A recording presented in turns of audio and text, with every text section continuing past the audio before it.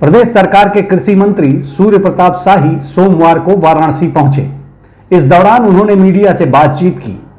उन्होंने बेमौसम बारिश के कारण 10 लोगों की हुई असामयिक मृत्यु पर दुख व्यक्त किया। साथ ही उन्होंने कहा कि ऐसे प्रकरण में जो मृत किसान हैं उनके परिजनों को 4 लाख रुपए ट्रांसफर करने का निर्णय लिया गया है। इसी क्रम में जिलाधिकारियों को भी निर्देश दिया गया है कि मृत किसानों के खातों को अविलंब घोषित कर धनराशि ट्रांसफर कराई जाए।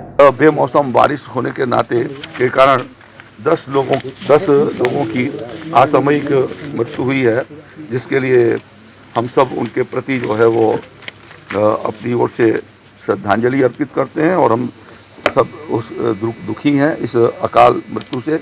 लेकिन उस ऐसे प्रकरण में माननीय मुख्यमंत्री जी ने जो मृत किसान हैं उनको 4 लाख रुपए उनके परिवारजनों को सहायता दिए जाने का निर्णय किया है और सभी जिलाधिकारियों को निर्देश दिए हैं कि अविलंब उनके खातों में 4-4 लाख रुपए उनके परिवारजनों को भेजे जाएं।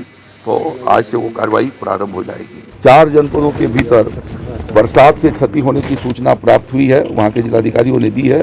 उस संदर्भ में भी उसका परीक्षण कराया जा रहा है और खास ये विशेष रूप से जो ललितपुर, अम्बेडकर नगर, बुलंदशहर और प्रतापगढ़ में, तो वहाँ जो क्षति का आकलन होगा उसके आधार से उनको क्षतिपूर्ति दी जाएगी। राज्य सरकार सभी किसान भाइयों के साथ है और उनको हर संभव सहायता करने के लिए जो मापदंडों के भीतर है उसको करेंगे। उन्होंने आगे कहा कि राज्य सरकार सभी किसान भाइयों के साथ है, किसानों की हर संभव सहायता की जाएगी। प्रधानमंत्री फसल बीमा योजना के तहत जिन किसानों ने अपना इंश्योरेंस कराया है उन कंपनियों के साथ कृषि मंत्री लखनऊ में बैठक करेंगे और उनको निर्देशित करेंगे कि जिन किसानों की लाखों में क्षति हुई है उसका सर्वे करें और जो आकलन आए उस हिसाब से उसकी क्षतिपूर्ति करें। प्रधानमंत्री फसल बीमा योजना के भीतर जिन किसानों ने रबी के भीतर अपना इंश्योरेंस कराया हुआ है, मैंने आज निर्देश दिए हैं कि उन कंपनियों के साथ हमारे एसीएस लखनऊ में बैठक करेंगे और बैठक करके उनको भी निर्देशित करेंगे कि वो उन इलाकों में जिन किसानों की क्षति हुई है उनका सर्वे करें और सर्वे करके जो है वो जो आकलन आएगा उसके हिसाब से उनको क्षतिपूर्ति प्रदान किया जाएगा। जिन जनपदों में कुछ जनपदों के भीतर ओला के कारण क्षति हुई है तो वहाँ के किसान व्यक्तिगत रूप से जो है वो सूचना बैंक को और वहाँ जो कंपनी जिसने किसानों का फसली बीमा प्रधानमंत्री फसल बीमा के अंतर्गत बीमा कराया है उनको वो व्यक्तिगत एप्लीकेशन लगा करके सूचना देंगे तो उनके खेत का भी निरीक्षण होगा, क्योंकि ये कोई मास लेवल पर नहीं हुआ है, कुछ जगहों पर छिटपिट हुई है। तो जहाँ पर प्रभावित हैं और जो नियमित किसान हैं वो इस बारे में वो सूचना 78 घंटे के भीतर ही 72 घंटे के भीतर ही वो बैंक और इंश्योरेंस कंपनी को दे दें। कृषि मंत्री ने आगे कहा कि प्रधानमंत्री नरेंद्र मोदी के आह्वान पर पूरा विश्व वर्ष 2023 को अंतर्राष्ट्रीय मिलेट्स वर्ष के रूप में मना रहा है। इस दिशा में प्रधानमंत्री ने 18 मार्च को नई दिल्ली में ग्लोबल मिलेट्स की 2 दिवसीय कॉन्फ्रेंस और 5 दिवसीय प्रदर्शन का लोकार्पण किया। राज्य सरकार ने मिलेट्स वर्ष में इस बात का निर्णय लिया कि जायद की फसल में ज्वार और बाजरे पर हाइब्रिड सीड आती है, उस पर 50% अनुदान किसानों को उपलब्ध कराया जाएगा। उसके लिए 20 मार्च और 21 मार्च को सभी विकास खंडों पर स्टॉल लगाए गए हैं, जहां 50% अनुदान पर बीज उपलब्ध होगा। जो किसान बीज खरीदेंगे उनके आधार कार्ड के साथ लिंक खातों में धनराशि चली जाएगी। पूरा विश्व अंतर्राष्ट्रीय मिलेट वर्ष के रूप में वर्ष 2023 को मना रहा है और इस दिशा में आदरणीय प्रधानमंत्री जी ने उस कार्यक्रम की शुरुआत नई दिल्ली के पूसा इंस्टीट्यूट से 18 तारीख को इसी 18 मार्च को ग्लोबल मिलेट्स सी अन्न कॉन्फ्रेंस की 2 दिवसीय कॉन्फ्रेंस की शुभारंभ किया और 5 दिवसीय प्रदर्शनी का उन्होंने लोकार्पण किया।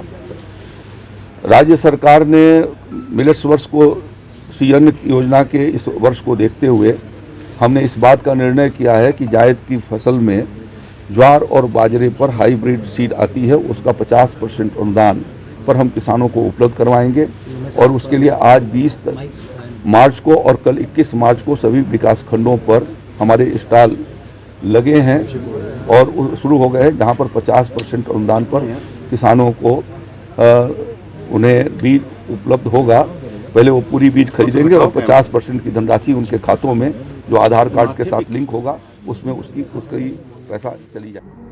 कृषि मंत्री ने कहा कि योगी आदित्यनाथ की सरकार ने पिछले रबी के सीजन में तिलहन और दलहन की खेती पर फोकस करके उस पर लगभग 11 लाख मिनी किट निःशुल्क वितरित किया था, जिससे दलहन और तिलहन का खाद्यान्न बढ़ा और फसल अच्छी तैयार हुई। राज्य के भीतर योगी आदित्यनाथ जी की सरकार ने पिछले रबी के सीजन में तिलहन और दलहन के खेती पर बहुत फोकस करके और उस पर हम लोगों ने लगभग 11 लाख मिनी किट किसान भाइयों को निःशुल्क वितरित किए थे और उसके कारण दलहन और तिलहन का आच्छादन प्रदेश में बढ़ा और फसल भी बहुत अच्छी तैयार है। इसको ध्यान में रखते हुए योगी आदित्यनाथ जी की सरकार ने तय किया है कि हम सरसों, चना और मसूर की खरीदारी MSP पर करेंगे। सरसों की खरीदारी 3,94,000 मीट्रिक टन होगी और 5450 रुपये MSP पर उसकी खरीद की जाएगी। इसी तरीके से चना की खरीद 2,12,000 मीट्रिक टन होगी जो 5,335 रुपये न्यूनतम समर्थन मूल्य पर प्रति कुंटल खरीदा जाएगा। मसूर की खरीदारी 1,49,000 मीट्रिक टन होगी और उसे 6,000 रुपये प्रति कुंटल के हिसाब से खरीदा जाएगा। जिन जनपदों में इन फसलों की, इन तीनों फसलों में से 10,000 हेक्टेयर से ज़्यादा की खेती हुई है, उनके में प्राथमिकता के आधार पर उन जनपदों के भीतर हमारे क्रय केंद्र लगाए जाएंगे। MSP को लेकर उन्होंने कहा कि प्रधानमंत्री मोदी की सरकार में जितनी MSP बढ़ाई गई है उससे पूर्व की सरकारों ने अगर बढ़ाई होती तो आज किसान बहुत आगे निकल गए होते। MSP जितनी प्रधानमंत्री मोदी जी की सरकार ने बढ़ाई है, यदि वो बढ़ाए जो उसके पूर्व की जो सरकारें थी यदि बढ़ाई होती तो आज किसान बहुत आगे निकल गया होता। ये प्रधानमंत्री जी को मैं धन्यवाद देना चाहता हूँ कि उन्होंने आने के बाद बहुत सारे फसलों की MSP 2 गुना से ज़्यादा किया और बहुत सारे फसलों की 1.5 गुना से ज़्यादा MSP प्रधानमंत्री जी ने बनाई है।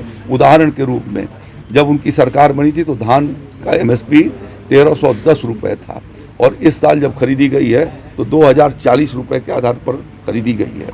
गेहूं का MSP उस समय 1,400 रुपये था और इस साल जो खरीद होगी रबी की वह 2,125 रुपये के आधार पर होगी। तो इसी से अनुमान लगाया जा सकता है कि जो लोग बात कर रहे हैं उनको कोई यह बात कहने का अधिकार नहीं है।